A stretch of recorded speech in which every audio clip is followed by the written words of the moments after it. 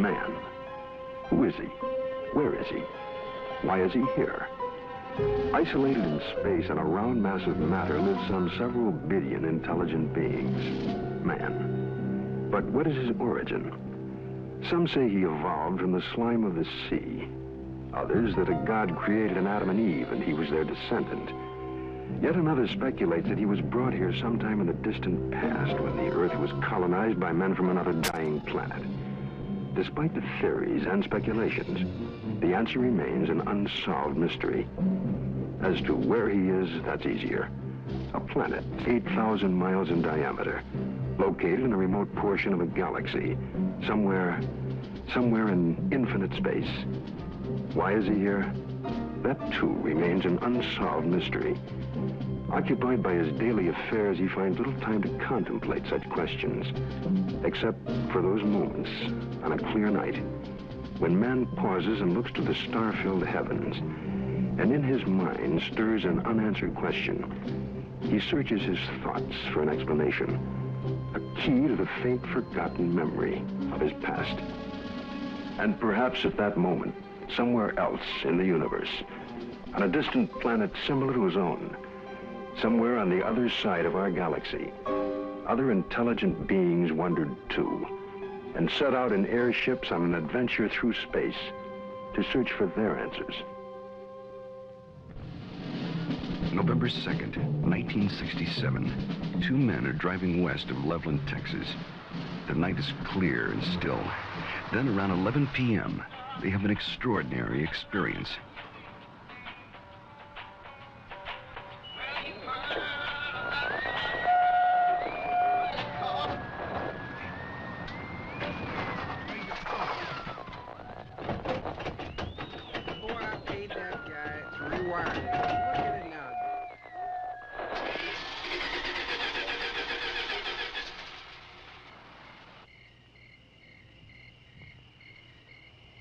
Come on, let's get out and check it.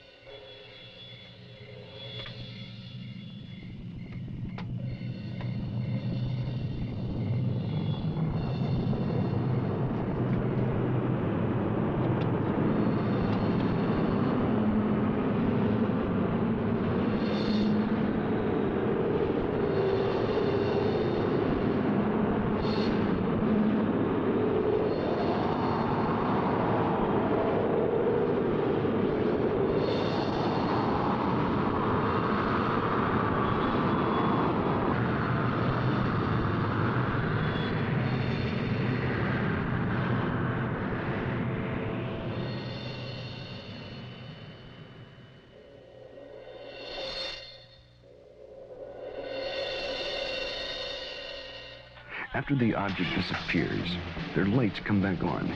The engine restarts, and they hurry to notify the police. Later, the Air Force investigates their story and 15 similar reports before concluding that a form of globular lightning was responsible for the sightings. But there are many other possible explanations.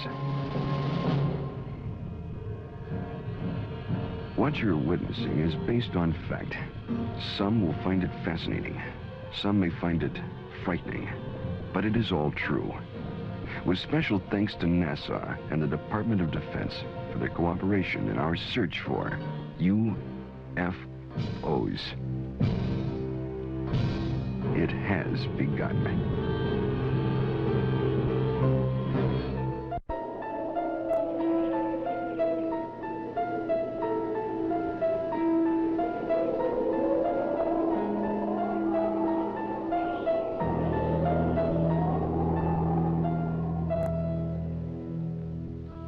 The Old Testament, Ezekiel chapter 1.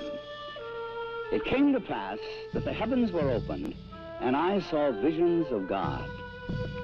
Out of the midst thereof came the likeness of 4 living creatures. They had the likeness of man.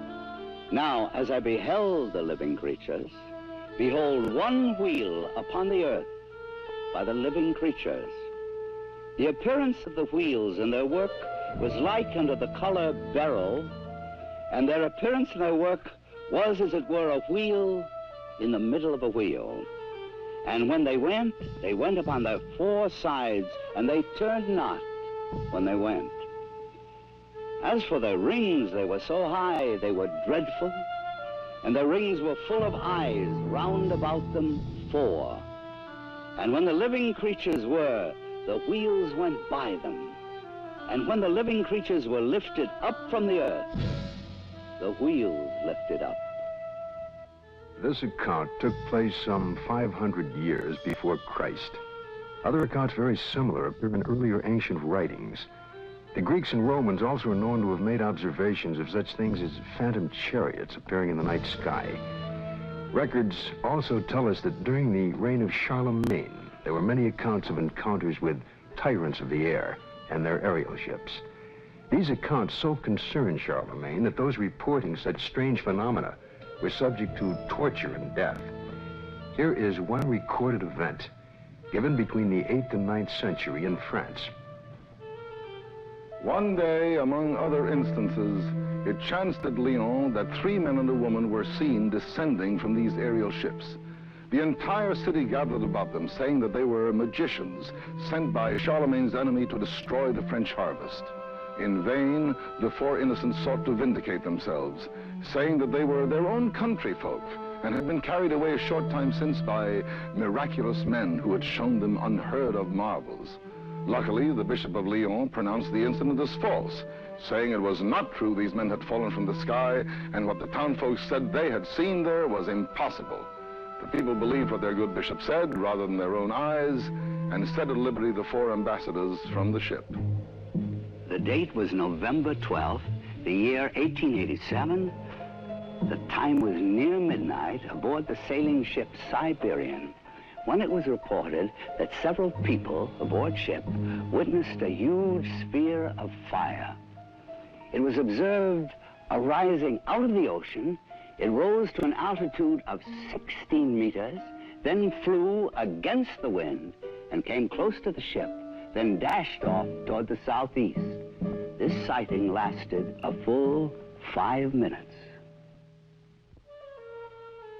Within the years 1896 and 97, mysterious airships were reported all across the United States. In Oakland, California, a group of streetcar passengers reported a winged cigar that sent out a stream of bright light. The sighting spread through Colorado, Texas, Kansas, Nebraska, Iowa, and many other states, particularly in the Midwest.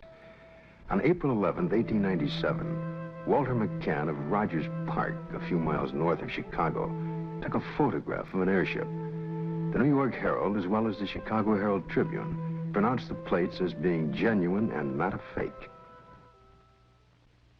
Dr. Jacques Vallée, international authority on the UFO experience. The first thing I'd like to dispel is a frequent misconception that UFOs are limited to this country. Very often people ask me, how come I never hear about UFOs in other parts of the world? How come we only hear about UFOs in America? Well, UFOs are not an American phenomenon. They are a worldwide phenomenon. That's one of their most dramatic characteristics. The first major wave of sightings, and sightings tend to come in very intense series over a couple of months, over a given region of the world. The first such major wave occurred over Scandinavia in 1946. There was a major wave in this country in 1947, mainly in the western states. And then there have been waves in the US in 1950, 1952, and so on.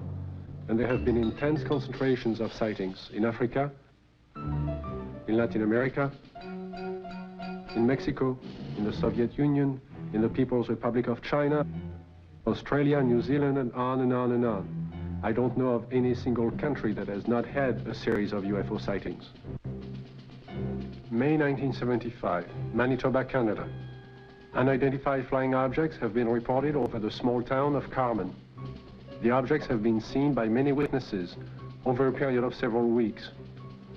May 13th, 1975, cameraman Alan Carr of station CKY in Manitoba photographs 2 separate sightings over Carmen in front of 4 witnesses. The first sighting occurs at approximately 10:30 p.m. The object appears to be stationary just above the ground. Then, almost simultaneous with a flash which appears in the sky, the object moves north at blinding speed.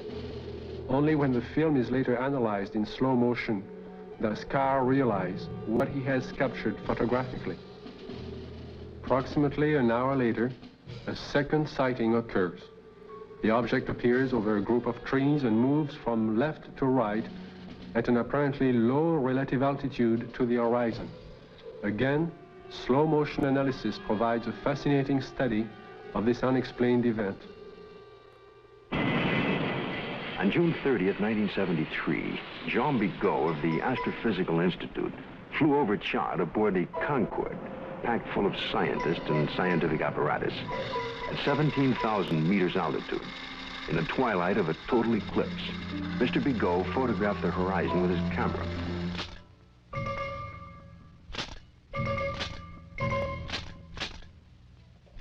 When the photo was enlarged, one of the slides showed what you're now seeing. If you look closely at this photograph, it resembles exactly what has been cited by many Americans during 1973 and 74.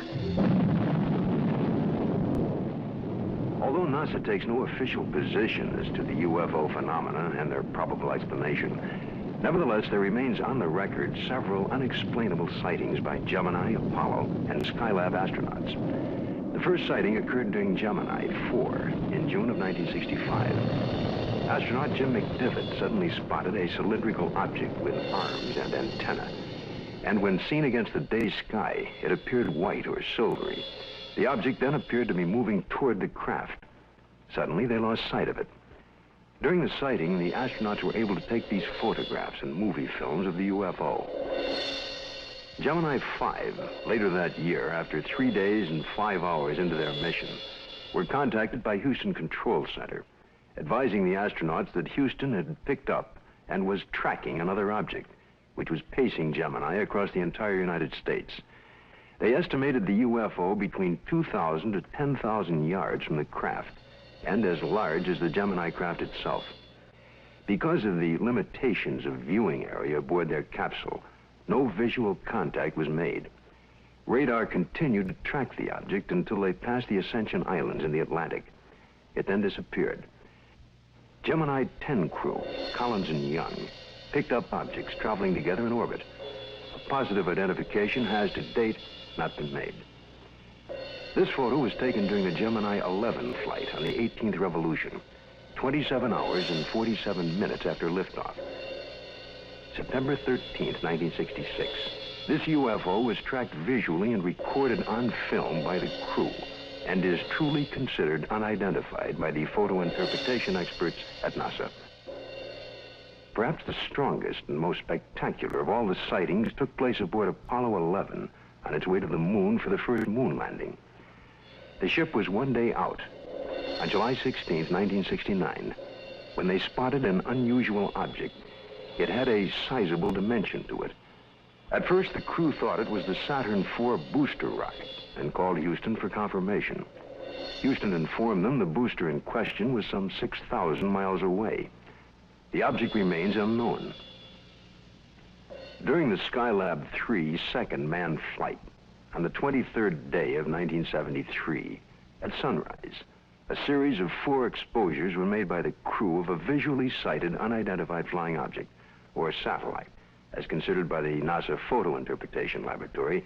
The Skylab crew noticed a large star-shaped object, brighter than a planet or star. They watched it for about 10 minutes. They estimated its distance as from 30 to 50 nautical miles from Skylab. It, too, remains an unknown, despite North American air defense and NASA's attempt to identify it. Among the thousands of military men in recent times who lost their lives while in the service of their country, the circumstances surrounding Captain Mantell's death are indeed extraordinary.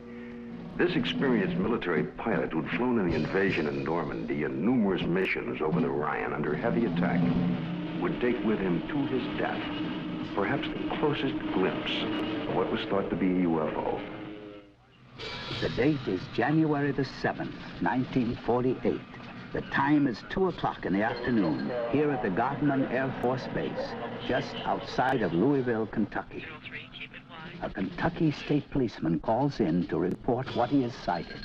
It's an unusual aircraft, circular in appearance, approximately 250 to 300 feet in diameter.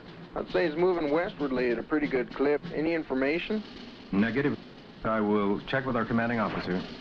Instructions were given to contact nearby Wright-Patterson Air Base to see if they had any experimental aircraft up in that area. Flight test. We have no experimental aircraft in the area. The reports still continued to come in from adjoining towns. At 1:45 p.m., it happens. It's very white and looks like an umbrella. I don't know what it is.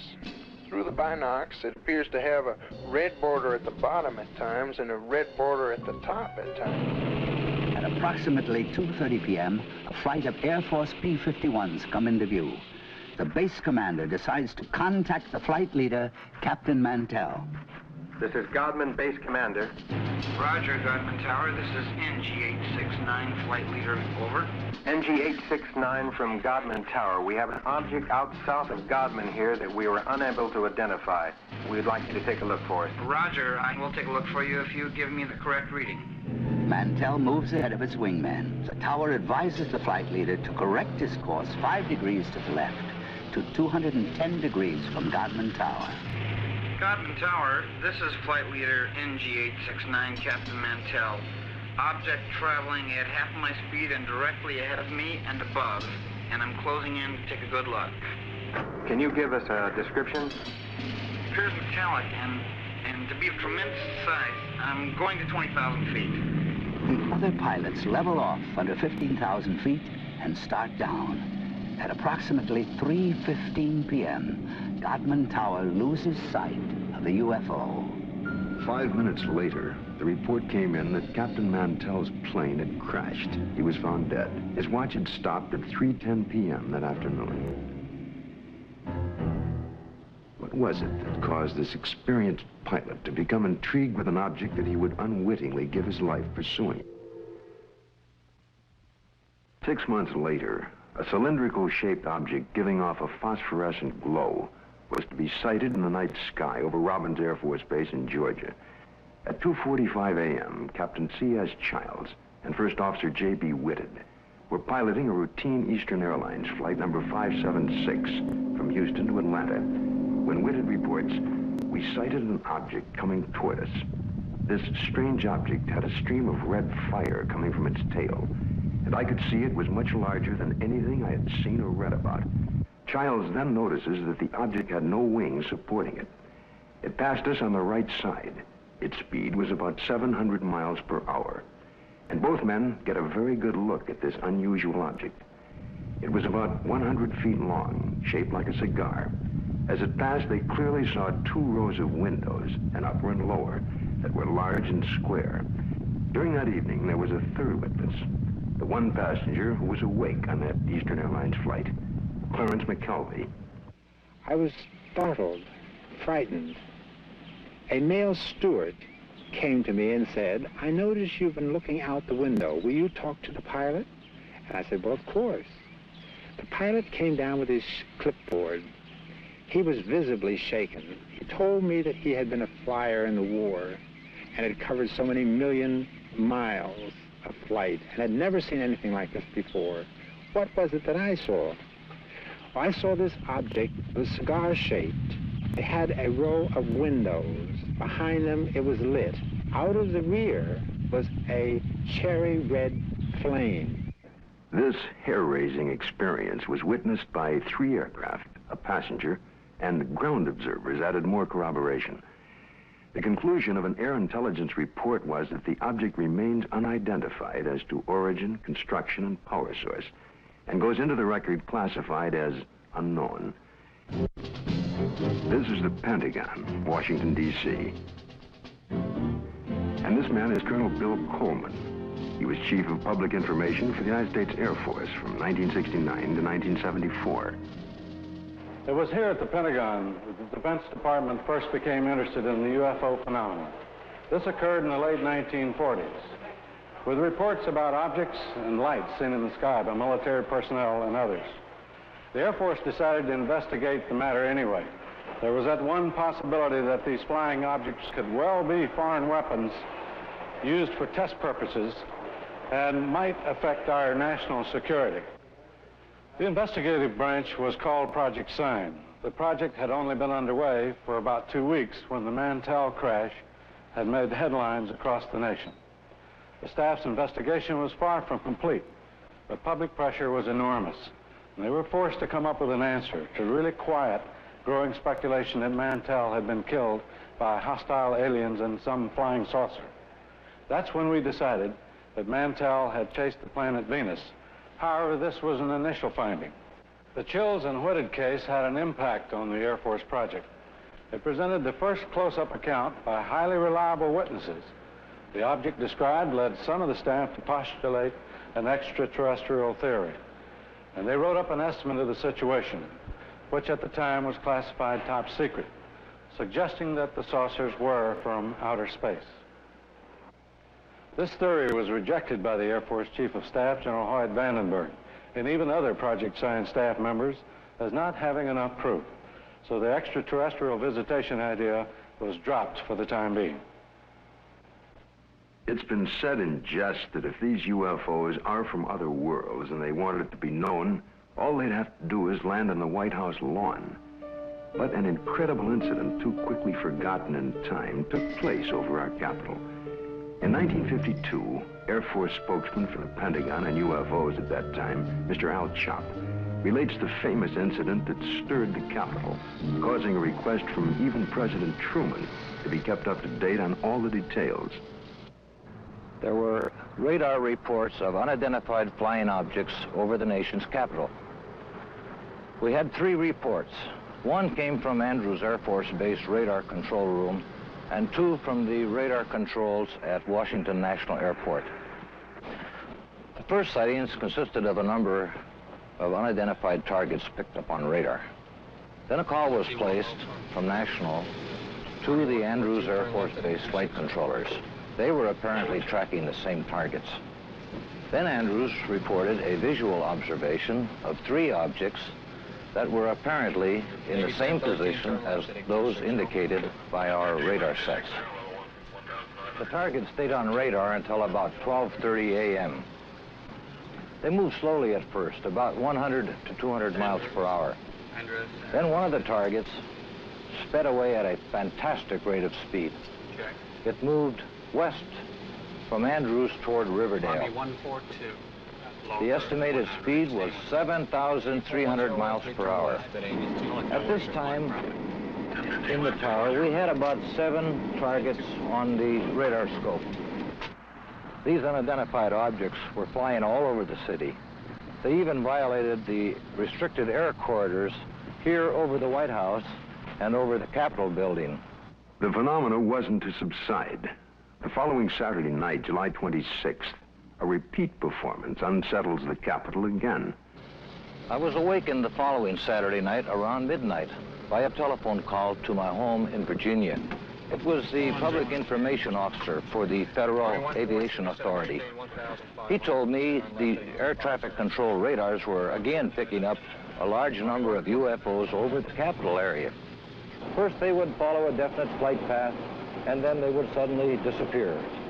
Others would come into view just as suddenly. I placed a phone call to the command post in the Pentagon, and I asked for an intercept. About 2:40 a.m., we got a radio call from a flight of F-94s, 2 aircraft in the flight. They also, at about that moment, appeared on our scope. And at that moment, a very frightening thing happened to us. All of our unknown traffic completely disappeared the moment those aircraft came on the scope.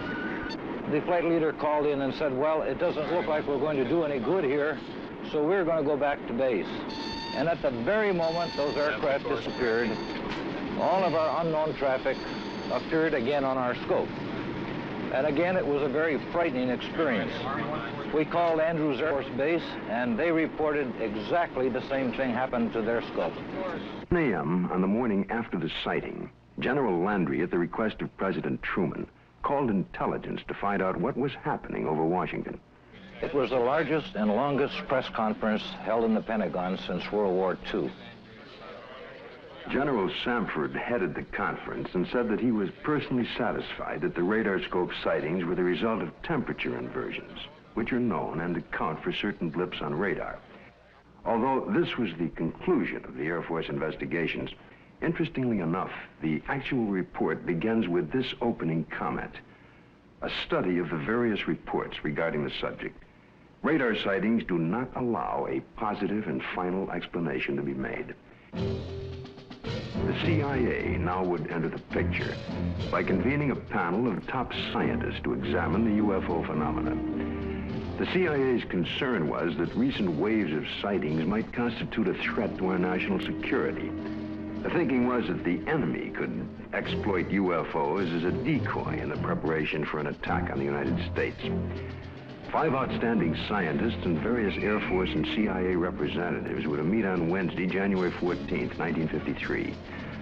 Among the panel members was one associate member who was destined to have more experience with the UFO phenomena than any other American scientist to date, Dr. J. Allen Hynek, astrophysicist and head of the astronomy department of Northwestern University. I was called into the meeting on Thursday. The panel members were seated around this table. It was a rather somber and impressive occasion, actually. I was a junior member, and I remember feeling considerably nervous and apprehensive about being in front of this powerhouse of scientists. But then for the past 4 years, I had been scientific advisor to the U.S. Air Force on this very problem. There were 2 films that were of particular interest to the panel at that time. One was a film taken by a Navy officer while on vacation in Utah, near Tremonton, Utah, and the other was a film taken in Great Falls, Montana, by the owner of the local baseball team. The Utah film had already been subjected to some 1,000 or so man-hours of analysis by the Navy's Photographic Interpretation Laboratory.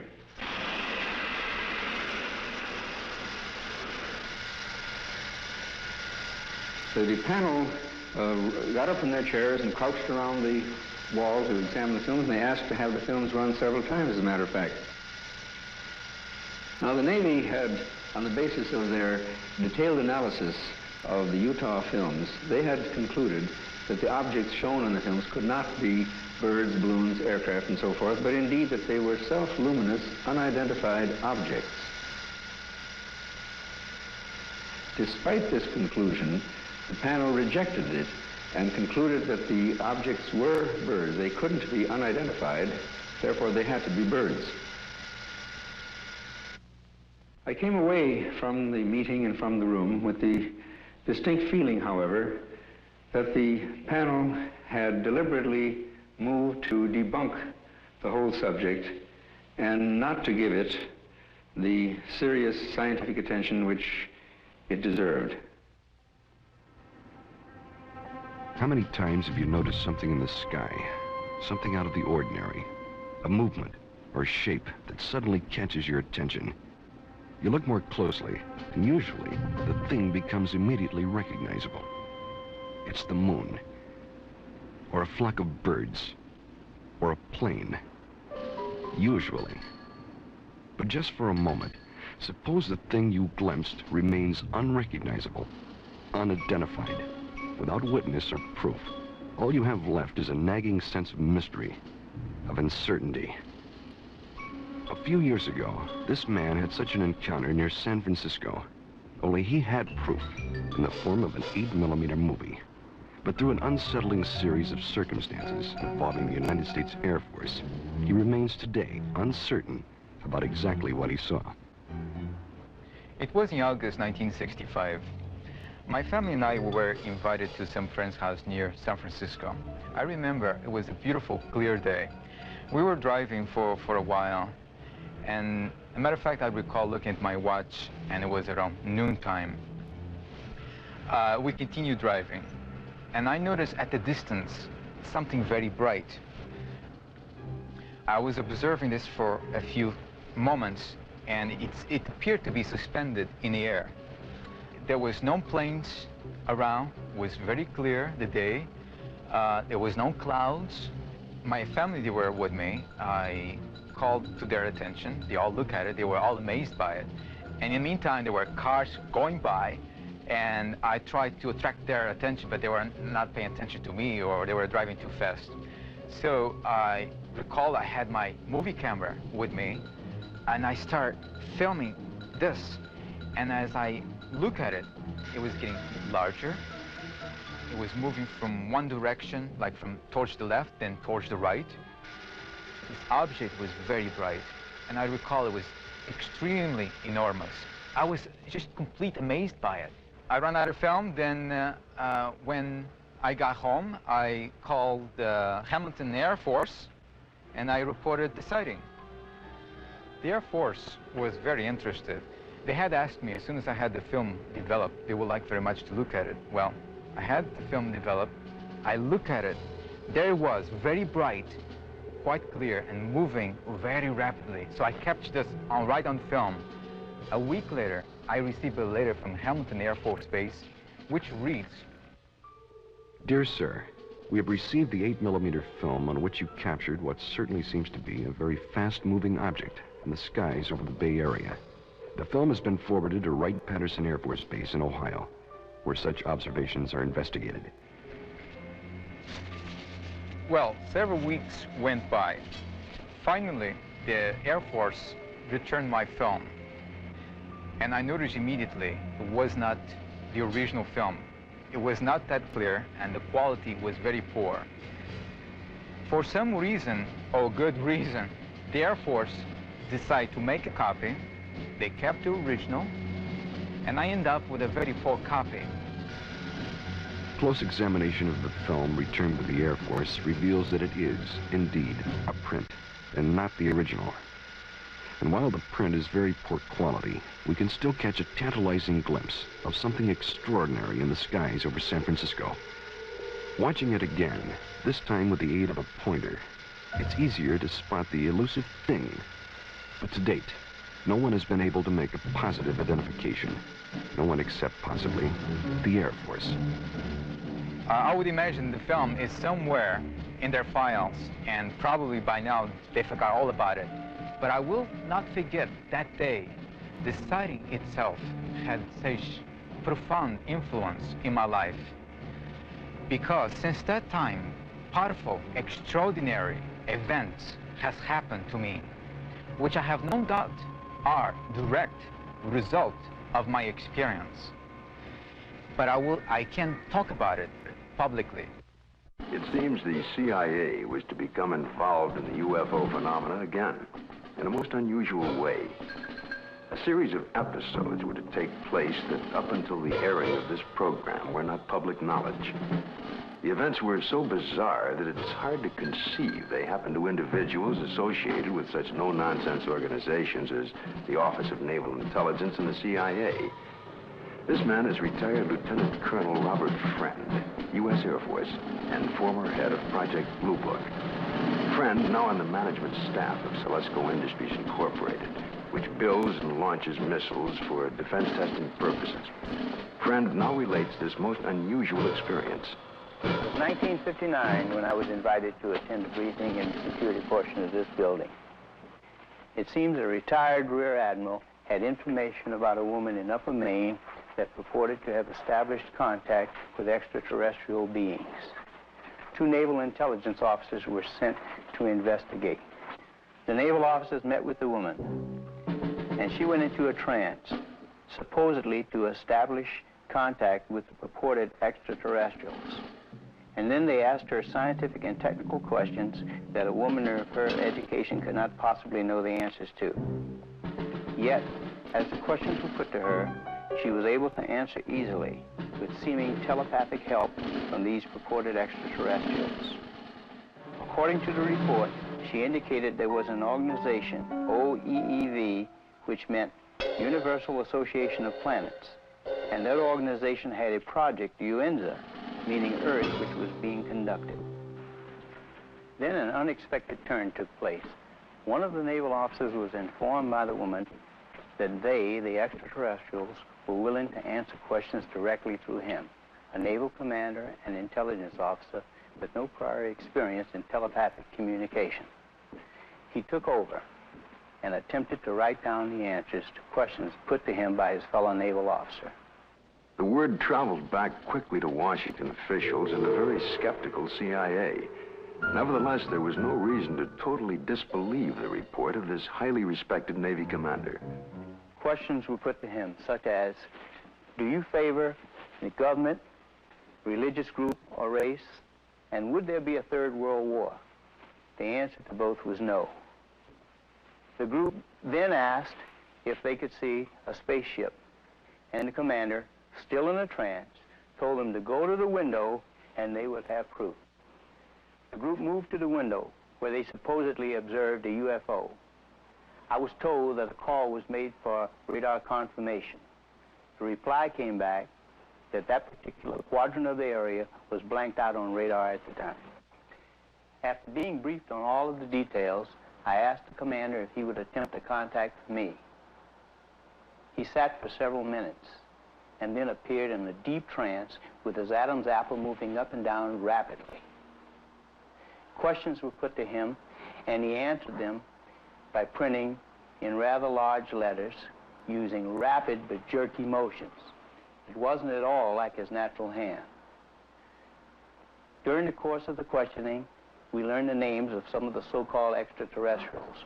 One was Krill, C-R-L-L-L.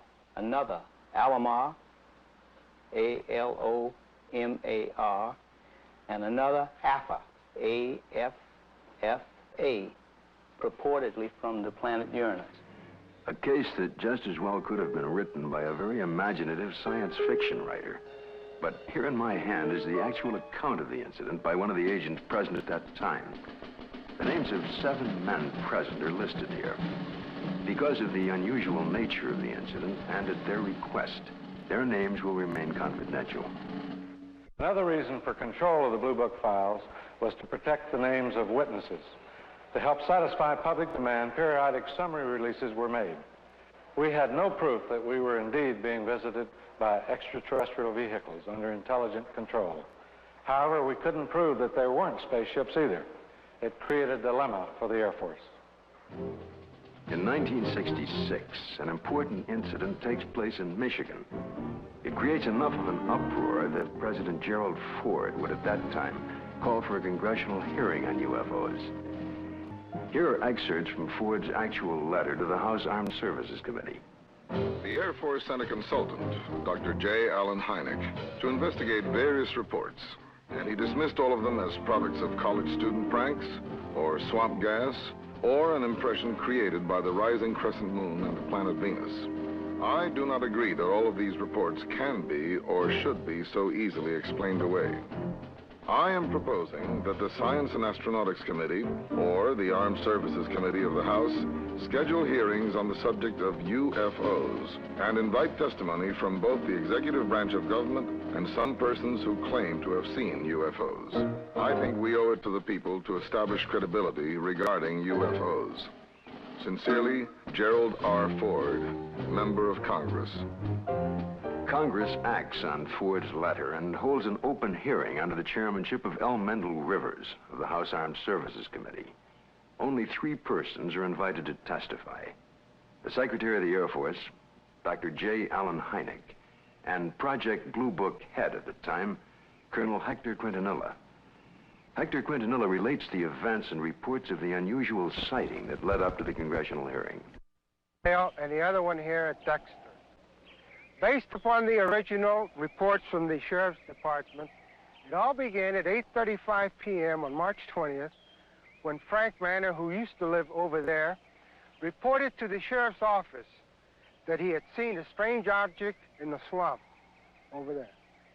According to the police report, the police officer, in company with the complainant, proceeded along Territorial Road until they reached Brant Road, at which time they turned left, proceeded to the end of the road, secured their vehicle, got out of the automobile, proceeded along the cornfield, keeping the trees lined to their left.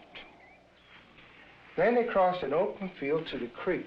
They crossed the creek and reached this point, which was their vantage point, and observed the object. Frank Manor described the object as brown in color, quilted, with a porthole in the center, sort of flat on the bottom, cone-shaped towards the top. Two small lights, one at each end, one glowing bluish green, the other one a brilliant red, with a glow at the bottom. Well, of course, by the time I arrived, the situation was so charged with emotion that it was impossible for me to do any really serious investigating. I had to fight my way through reporters to interview the witnesses. Other sightings were reported over the area, and a solution from Dr. Hynek and Major Quintanilla seemed in the offing. Well, the pressure was mounting for an official explanation. There were more than 60 newsmen jammed in at that news conference. I gave what I thought to be at that time the only scientific explanation possible for the faint lights in the swampy area. I made the statement that it could be swamp gas, and even though I went on to emphasize that I couldn't prove it in a court of law, that was the full explanation for these sightings. Well, the press picked up the phrase, swamp gas, and rushed off to the telephones, and I was to come into a great deal of criticism over it. What was the outcome of that congressional hearing? I believe the Air Force presented its side quite openly and completely. It seemed to satisfy the members of the committee. Now a remarkable observation is to be recorded. If the facts are correct, the Air Force must now consider the possibility of beings related to UFOs. It happened in Socorro, New Mexico, here just outside of this quiet desert town. A state highway patrol officer, Lonnie Zamora, was on duty, as he had been for the past several years. A black Chevrolet was observed, speeding by the courthouse. Zamora put his highway patrol car into pursuit. Lonnie chased the car north on US 85. As he passed this hilly area, Zamora heard a roar and something caught his attention. 10 or 15 seconds pass. Lonnie then calls in to the sheriff's office. The time was about 5:45, I recall, and he said, Socorro to 1044, an accident. And then he said, I'll be 10 sticks out of the car, which meant that I was going to be investigating a possible accident. And I went up this road about a half a mile, and then I stopped my car and got out and looked out, and I could see a white looking object in the distance. I thought it was an overturned car at first, but I got into my patrol car and went up closer to it. And when I started to get out of the car, I heard a big roar. As I got to it, I could see looked like a couple of coveralls hanging from a clothesline. I couldn't see what it was, but it looked like a couple of coveralls. Zamora called in. He sounded very excited. He said he watched an object lift up slowly and disappeared into the sky very fast. I went down to where the object had been, and I noticed the brush was burning in several places. The object had left 4 perpendicular impressions on the ground. I noticed several bushes were smoldering, but they felt cold to the touch. I noticed what appeared to be a couple of oval footprints on the ground. I knew Lonnie had seen something. The proof was right there.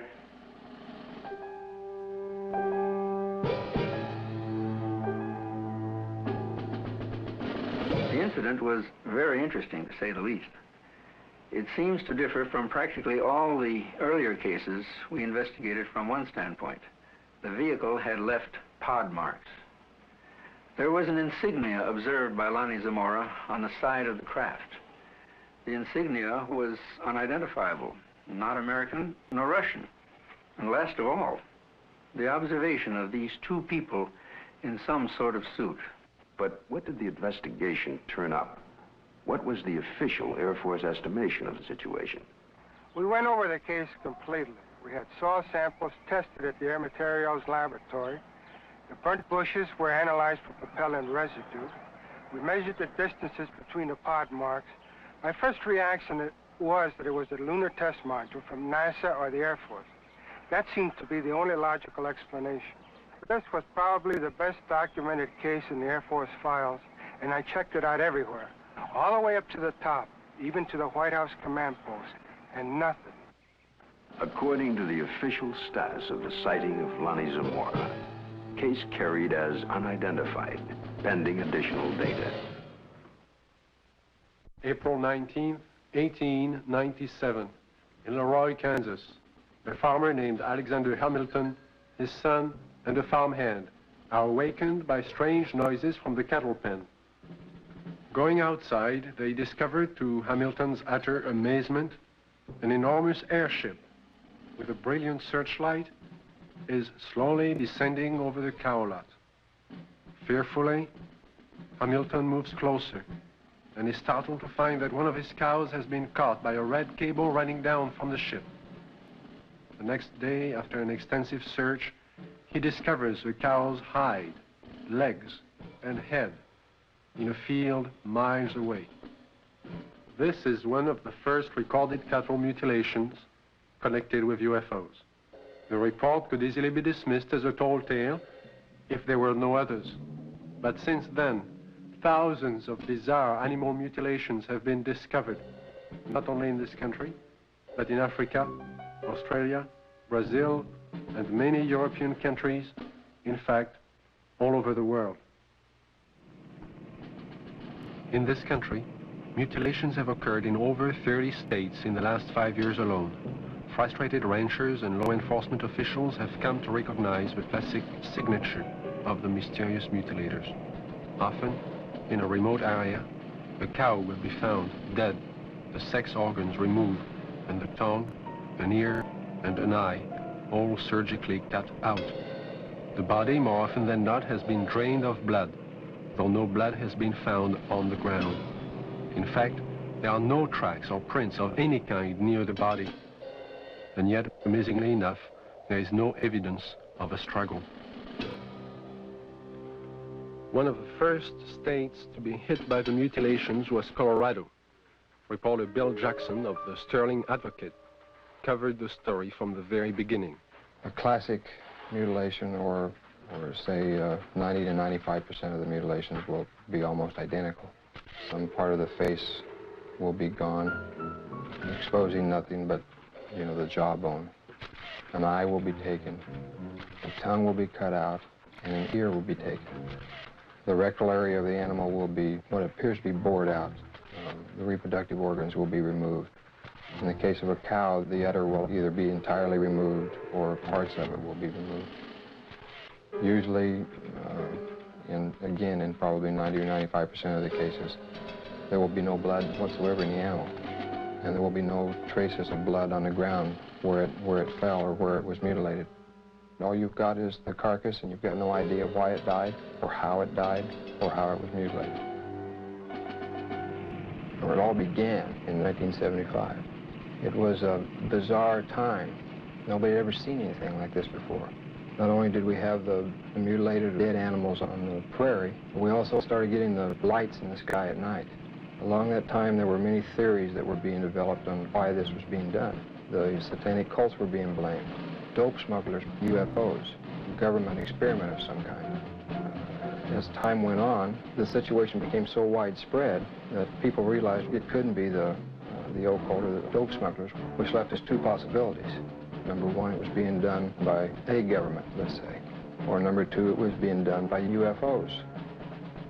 As more and more cases were reported, the Colorado Bureau of Investigation was called in. Well, our position is basically one where predators, at least our investigation determined that predators were responsible for probably 99% of the reports of mutilations. As I said, there were 203 separate reports received from this agency. But of the 203, we only received 45 tissue samples to conduct microscopic analysis on. Of the 45 tissue samples, we found that only 2 of those 45 had actually been mutilated with a sharp instrument. When they first started, they would send samples of these animals to the CBI, to Fort Collins, to try and determine what was the cause of their death, what was mutilating them. And 9 times out of 10 or more, the report would come back that were being caused by predators. Now, these ranchers and the sheriffs in these rural areas had been around cattle all their lives. They'd been around coyotes all their lives. And they knew that this just wasn't possible. A coyote would not do that. Predators, when they come in and start to eat, now I'm talking about 4-legged predators. They'll come in and they'll bite, and then they'll pull and they'll tear. The cuts we have, even we can't make cuts like this. We've tried this many times on dead animals with scalpels, razors, and knives, and we can't make the same cuts. We've had cattle that we've went and investigated that were, you know, called in, and I think I have a mutilation here, and we went out and we seen it, and it was not a mutilation. And these are not the ones that's reported. The ones that we classed as a classic type mutilation are actually mutilations, and they're not predators. Animals, wild animals, predators, coyotes, won't approach these carcasses. But in the case of an animal being mutilated in the wintertime, there's possibly something about the cold weather that may mask whatever it is that keeps predators away, and that will be the exception to the rule. Is this animal here, is any pretty much like the other ones you had that was mutilated? Yeah. How old a cow is this, Don? 8 years old, according to the way I looked at her teeth, 8 or 9. I know definitely it wasn't animals. We took out the whole works there.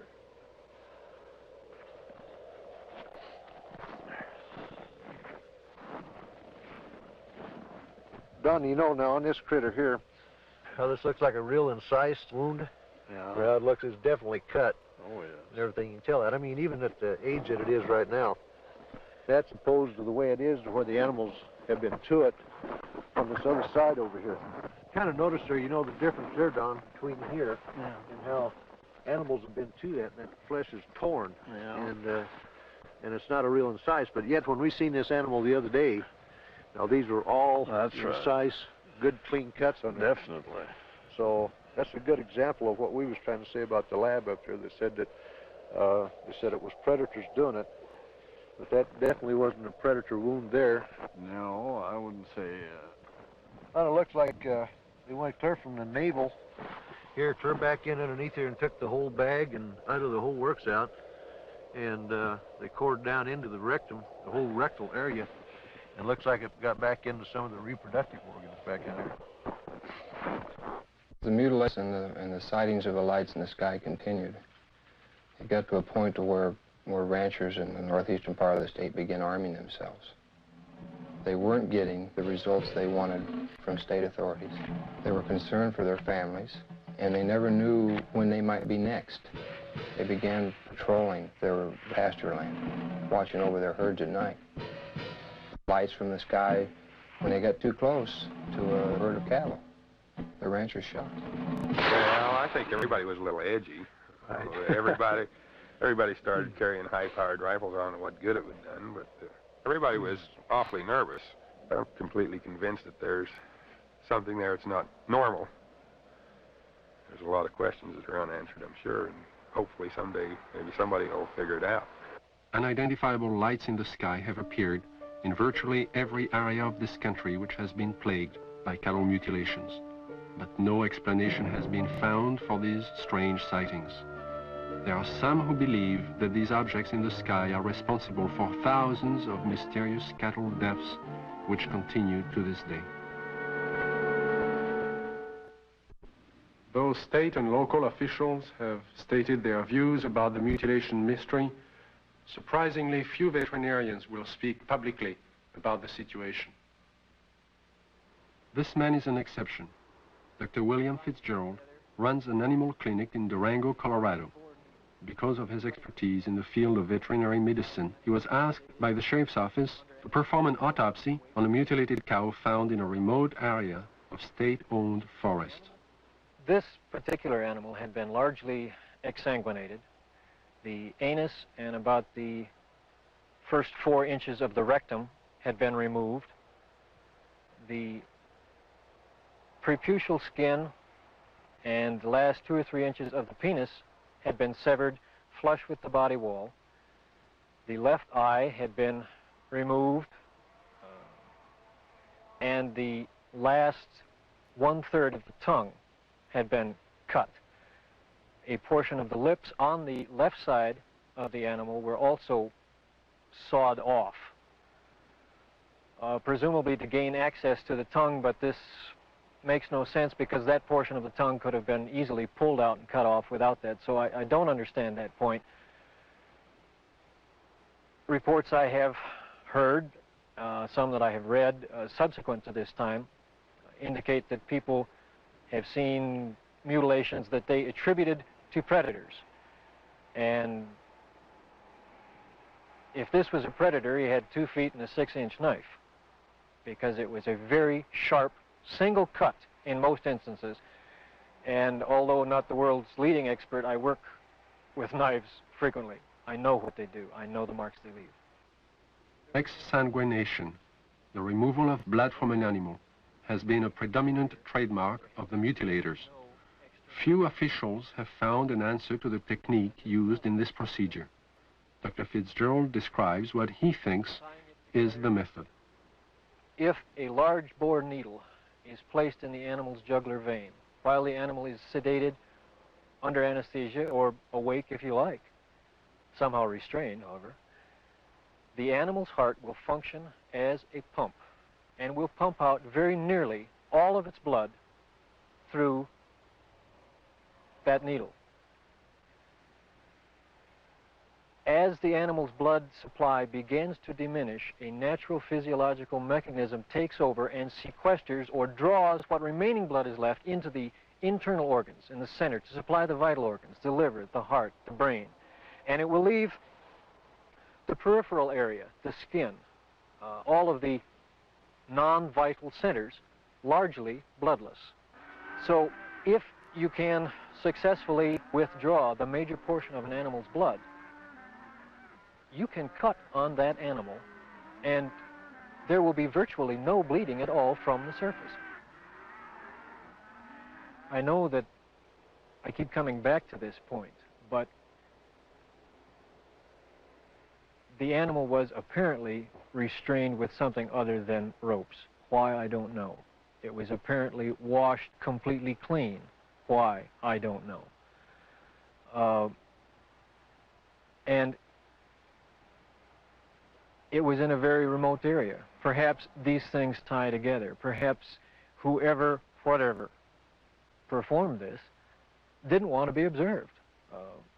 I think one of my initial feelings was that somebody certainly went to an awful lot of trouble to get back into a remote area where I don't believe you'd casually know there were even cattle to do all of this. Dulce, New Mexico, similar to the plains of Colorado in its isolation, but nestled among rolling hills and small mountains, is the land of the Jicarilla Apache. Tradition is strong here. Indian women weave intricate baskets and create delicate beadwork. The men preside over tribal business and raise cattle. And here, as in Logan County, the night sky has been lit with the glow of unknown flying objects, and cattle are found mutilated. Officer Gabe Valdez of the New Mexico State Police and retired scientist Howard Burgess, who pioneered the development of Kirlian photography in this country, periodically pool their knowledge and expertise in an effort to solve the mutilation mystery. Officer Valdez describes how it all began. It was in 1976, June the 14th, when we first had one of our cattle mutilations here in Dulce. The cattle that was mutilated belonged to Mr. Manuel Gomez. Any time that we do find one that it's not too decomposed and it's fresh enough for us to do some tests, well, I do call on Mr. Burgess because he has a lot of knowledge in the field of science that is very helpful to me in conducting my investigations. Howard Burgess had a theory that some of the cattle had been marked prior to their mutilation with something which would show up under ultraviolet light but be invisible to the naked eye. Late one night, he and Valdez conducted an experiment and found that out of 80 head of cattle, 5 were indeed marked with a powdery white substance, visible only under ultraviolet light. So we took ultraviolet with some special filters and ran the cattle through it, and what appears to be markings glowed under ultraviolet. It's invisible to the normal eye, but under ultraviolet it does glow. Then we removed the hair from the region that does glow, and we removed a control sample.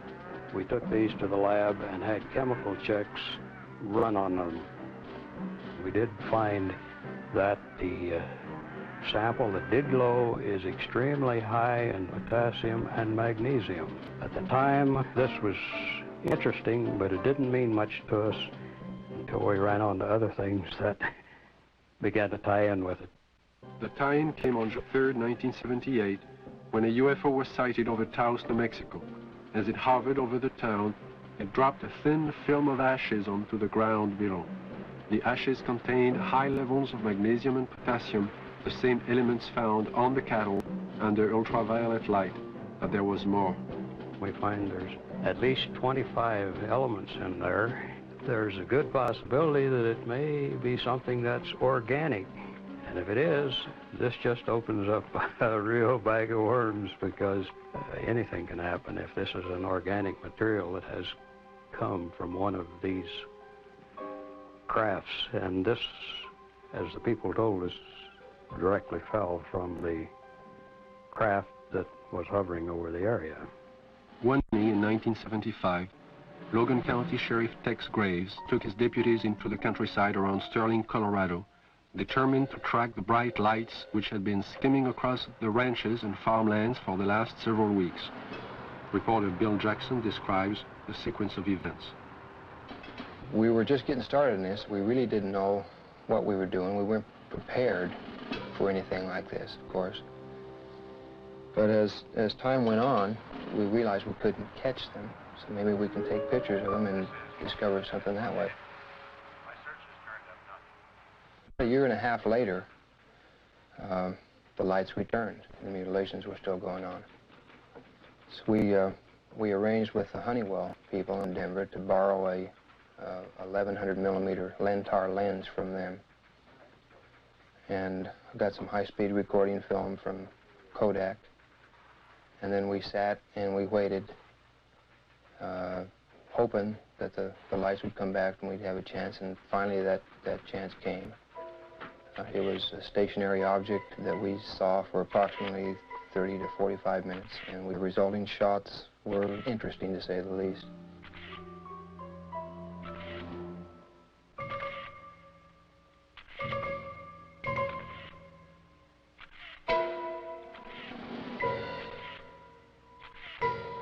Shortly after these final exposures, the object just disappeared. It was almost like somebody hit a light switch and it was there no longer. What are these unidentifiable lights? What is their nature and their purpose? Why have they appeared in the night skies immediately prior to the discovery of mutilated cattle? And how many more animals will die before the mystery is solved?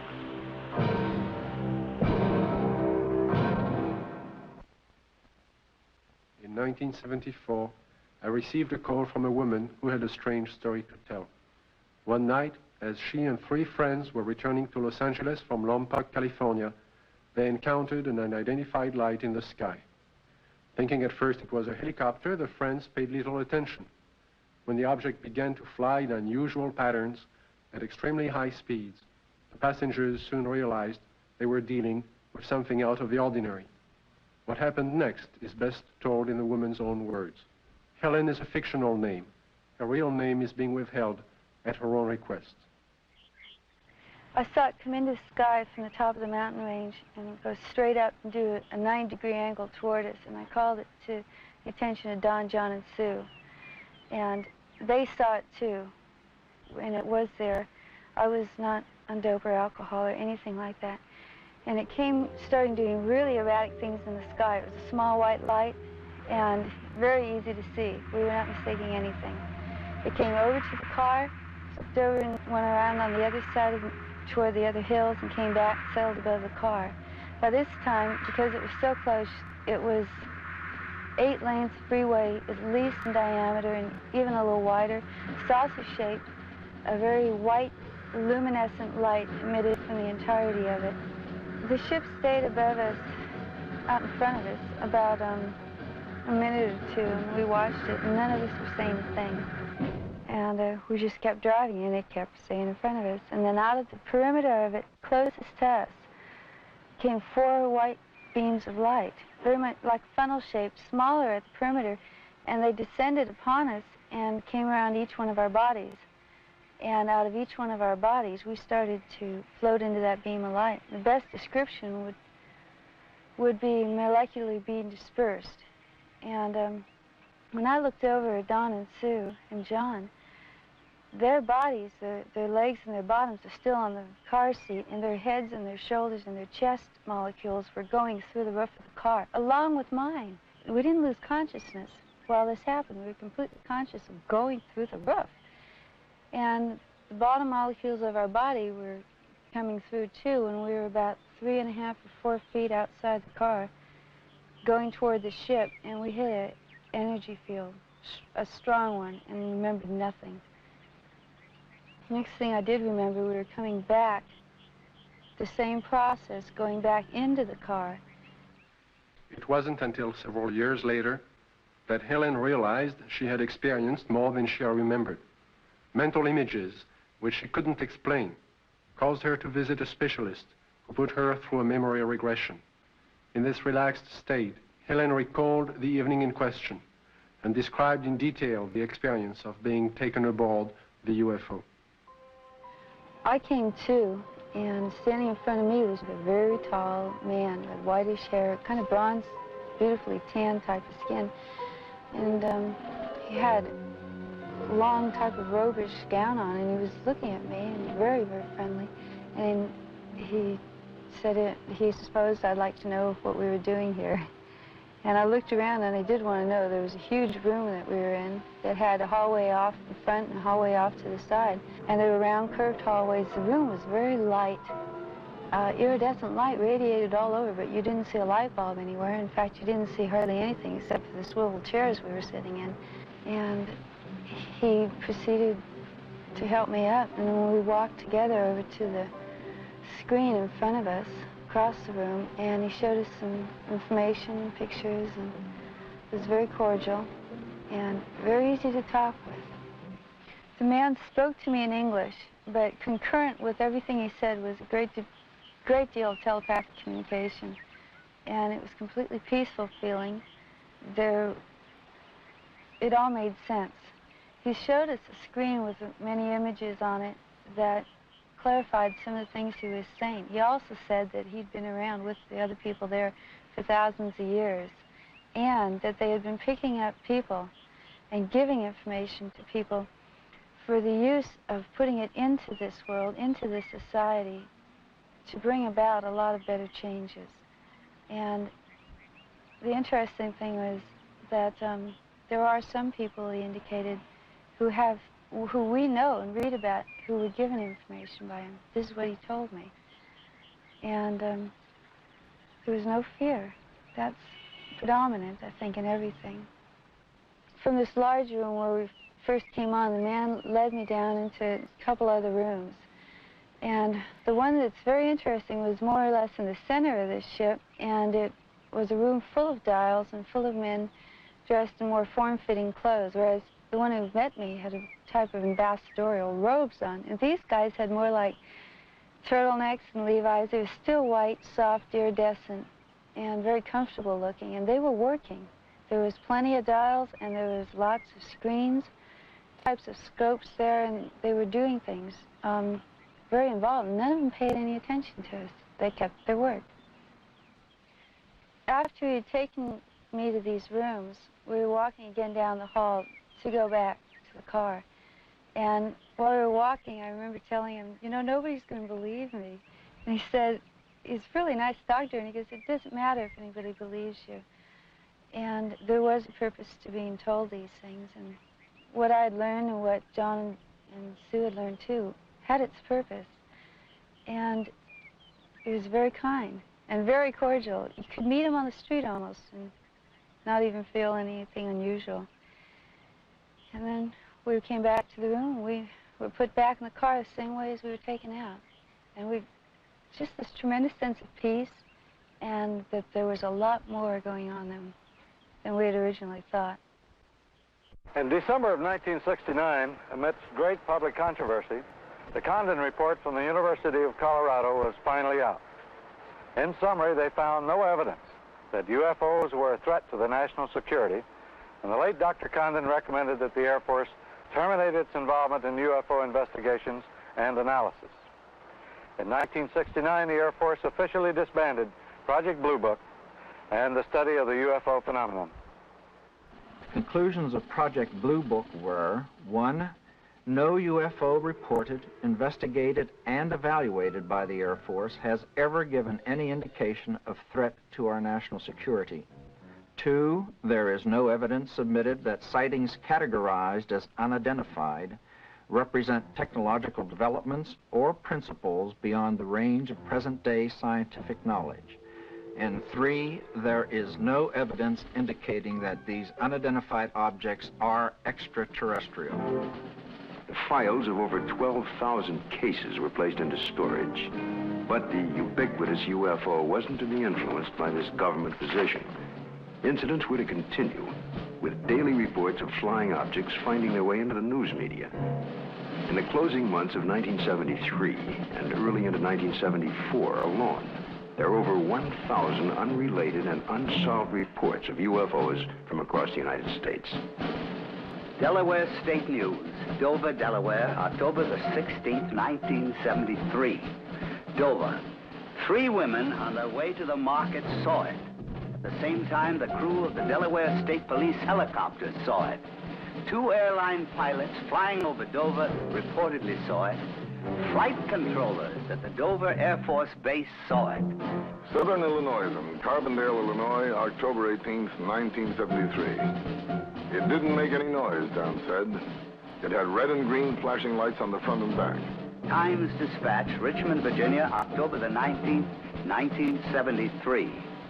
It was hovering, and we parked there on U.S. Route 15 about 2 hours and watched it.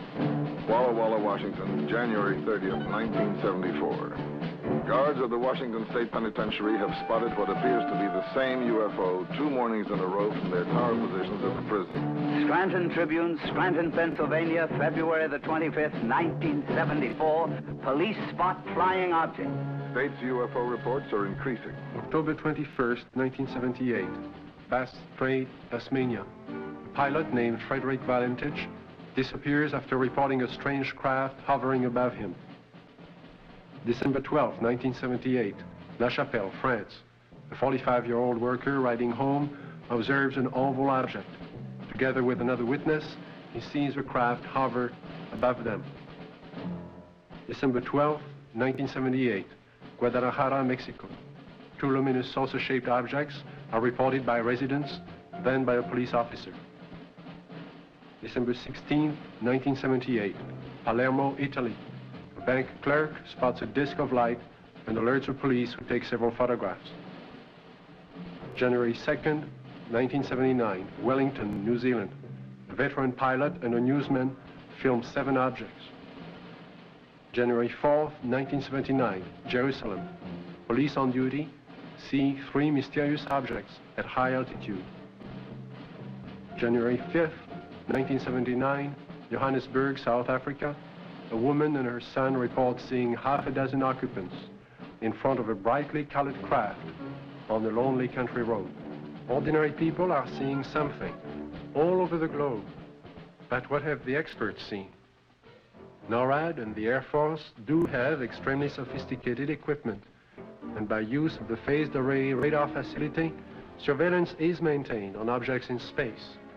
But the system is only designed to track things like rockets, satellites, and man-made debris, objects with specific trajectories and which hold an orbital or flight velocity of approximately 4.8 nautical miles per second. This system is designed to discriminate between objects in space. For example, it will ignore a meteor entering the Earth's atmosphere, but will quickly spot a satellite as it begins re-entry.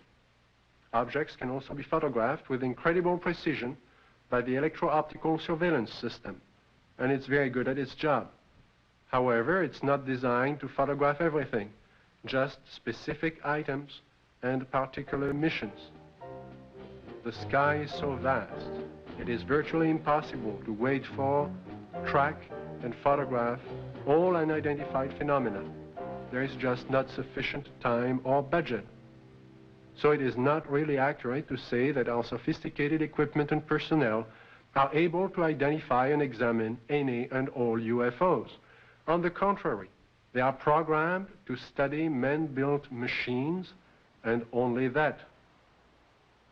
Among the many reports of UFOs in late 1973, one incident would stand out because of the credibility of the four witnesses. This is Major Coyne, Army helicopter pilot, his co-pilot, Lieutenant Arrigo Jetsi, Air Medic Sergeant Healy, and Robert Janicek. These men had just finished their annual flight physical early that day and were found fit and sound of mind. They would take off from Port Columbus Airport about 10:30 p.m. But what was about to follow, and the subsequent report they filed, would put to the test the credibility of these men.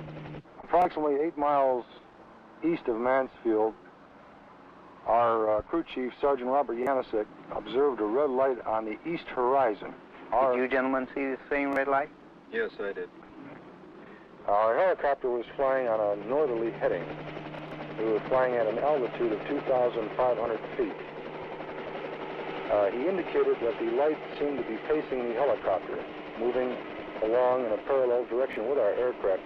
Which direction from the helicopter was the object? Moving, it was to our right, to the right side of the helicopter, and it was moving with us as we were heading north towards Cleveland. At this time, he indicated that the light changed its direction, was coming directly at the helicopter at the same altitude.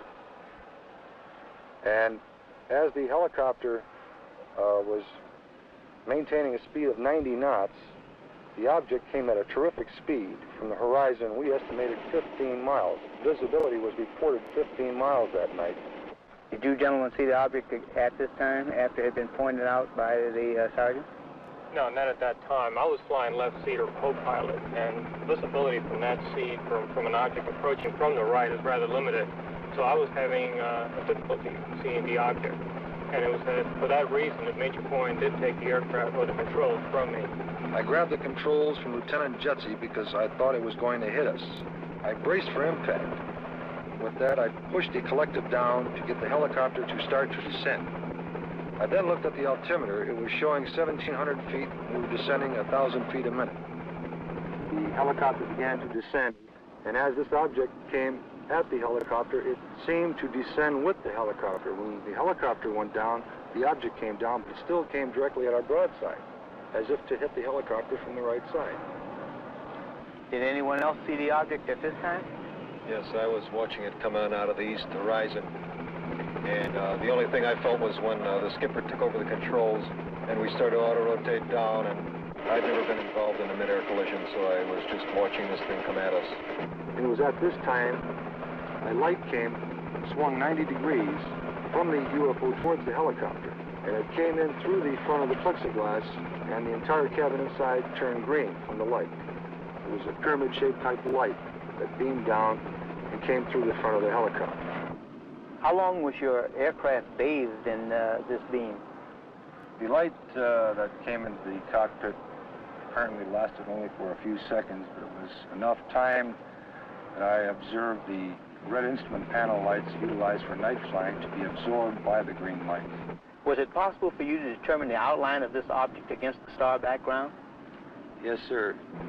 It was a cigar-shaped object, like a symmetrical airfoil with the dome on it. It was a solid object. It was a metallic structure to it. and you could see lights reflecting off the structure, and you could not see any of the stars or behind the object itself. Well, while all this was going on, what was the attitude of the helicopter? Apparently, when we were supposed to be descending at 2,000 feet a minute at 100 knots, we were climbing at 1,000 feet a minute with the controls still established for a descent. And we went from 1,700 feet up to 3,500 feet and topped out at 3,800 feet. I would like to stress one important fact, and that is there is approximately 20 years of Army aviation experience between the 4 men on board the helicopter that night.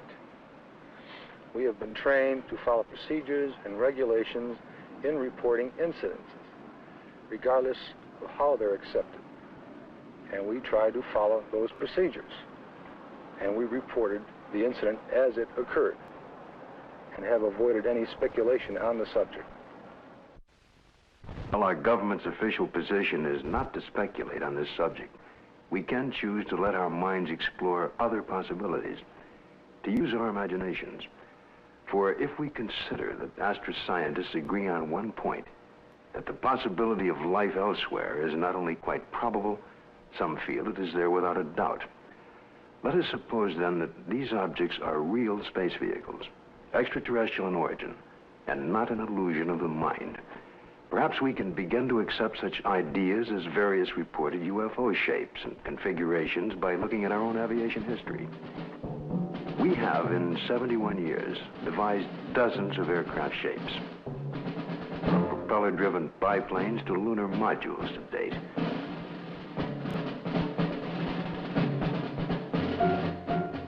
And by projecting into the future, it's conceivable that our technology may lead us to similar developments.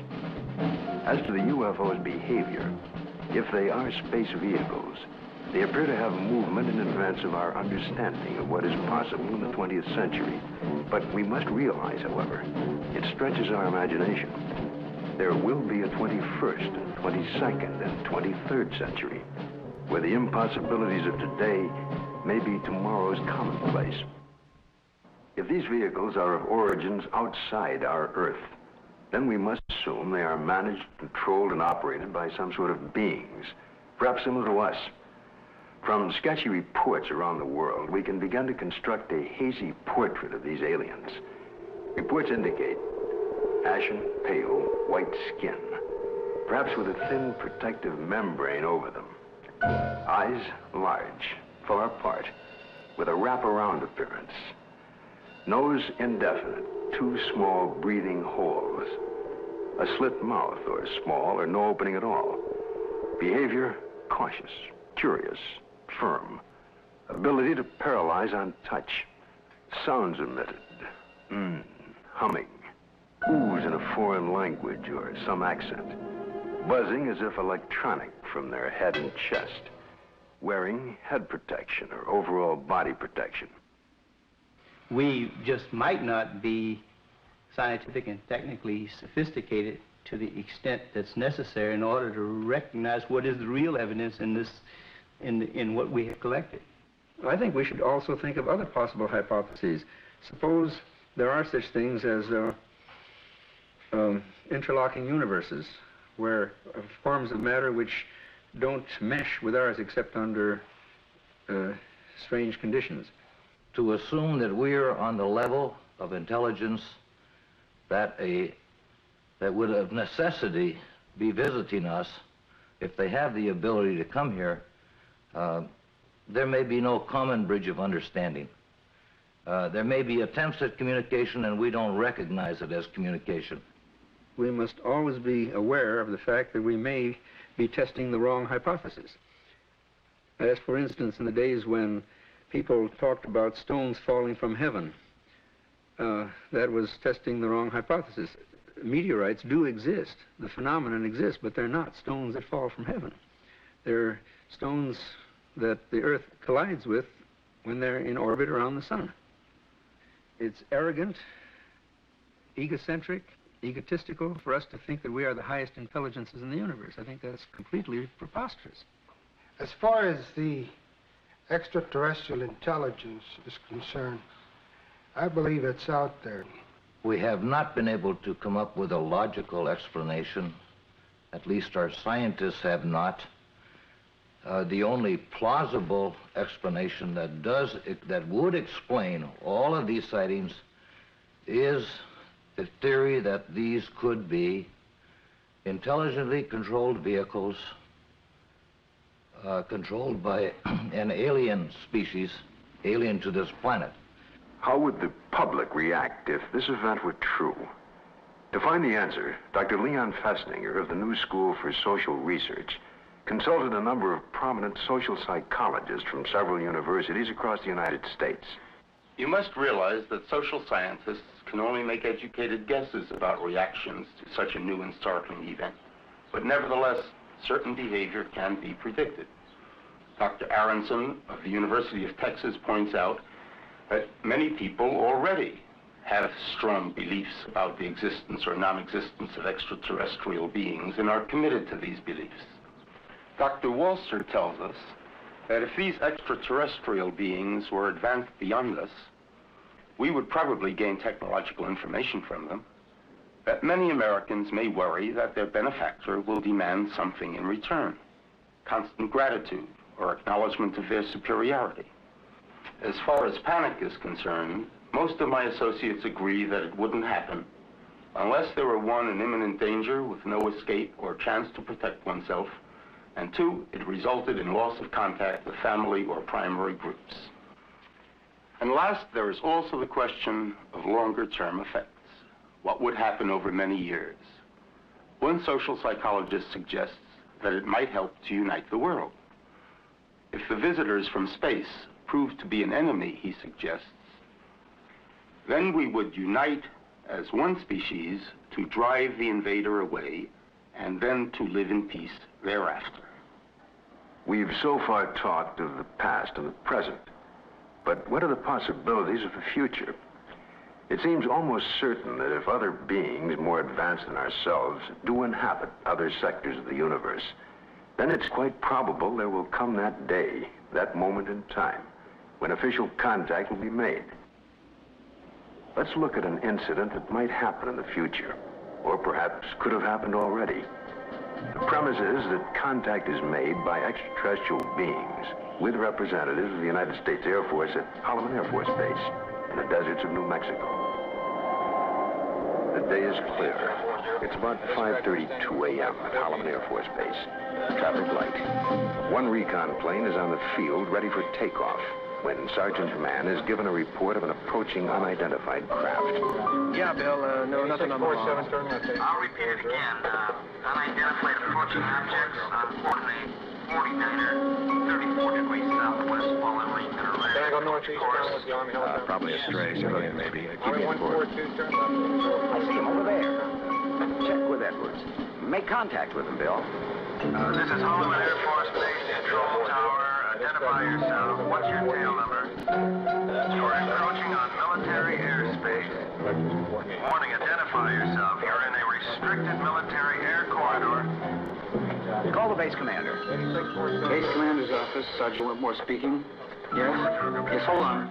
Colonel, for you. This is Colonel Horner, yes? Yes, an unidentified vehicle. You warned the aircraft again? 142, turn left. What's its shape? Check Edwards. Civilian patrol? Okay, all right. Sound a red alert. Unidentified aircraft approaching. Hey, Bill, give me a quick check with Wright-Patterson Intelligence. There may be an experimental craft from somewhere, I don't know, here. Alert the fire chief and security and safety.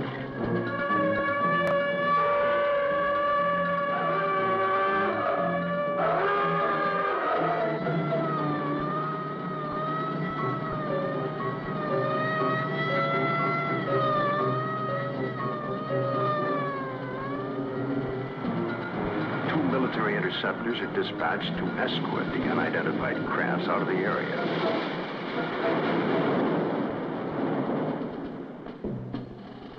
During a routine photographic mission, a tech sergeant and staff sergeant of the base photographic team were aboard a helicopter at the time and run off several feet of film of the three objects, one of which breaks away and begins a descent. A second high-speed camera crew on the ground runs off approximately 600 feet. The cameras continue to roll as the extraordinary vehicle comes into view. It hovers, almost silently, about 10 feet off the ground for nearly a minute and yaws like a ship at anchor, then sets down on 3 extension pads. The commander and 2 officers, along with 2 base Air Force scientists, arrive and wait apprehensively. A panel slides open on the side of the craft. Stepping forward, 1, then 2, and a third, what appear to be men dressed in tight-fitting jumpsuits, perhaps short by our standards, with an odd blue-gray complexion, eyes set far apart, a large pronounced nose. They wear a headpiece that resembles a rope-like design. The commander and the 2 scientists step forward to greet the visitors. Arrangements are made by some sort of communication, and the group quickly retires to an inner office in the King 1 area. Left behind stand a stunned group of military personnel. Who the visitors are, where they're from, and what they want is unknown.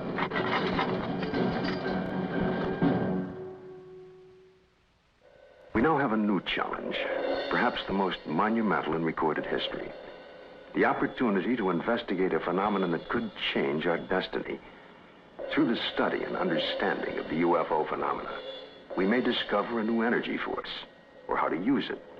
Or it could lead to an understanding of our relationship to life throughout the universe.